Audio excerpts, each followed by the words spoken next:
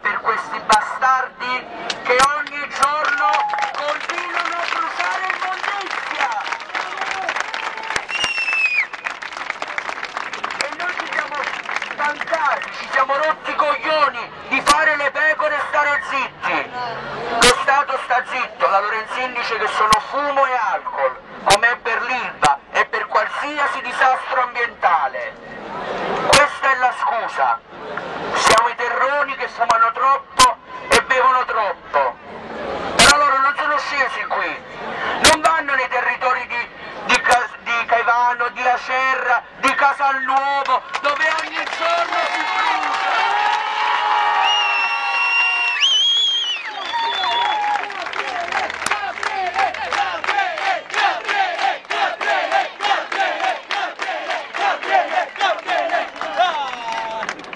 Loro non vanno a scavare nelle terre dove si sa che c'è immondizia e si continua a far finta di niente. Quasi abbaiamo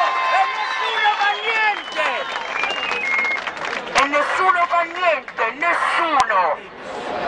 Stiamo morendo come animali, siamo diventati prodotti di sperimentazione, siamo solo delle cavie. Io ho perso mio padre, 46 anni, 4 mesi fa, ha lottato per 15 mesi, 15, una malattia, il tumore, che ti leva ogni dignità, ogni forza, tutto, leva tutto questa malattia che è dovuta, è il frutto appunto di queste merde che ci bruciano attorno, ci seppelliscono l'immondizia in bocca, sotto il culo e noi non facciamo niente! E ora ci siamo stancati. Oggi siamo stati a Pomigliano, domani saremo appunto a Casal di Principe con il coordinamento Comitati Fuochi, perché dobbiamo urlare basta.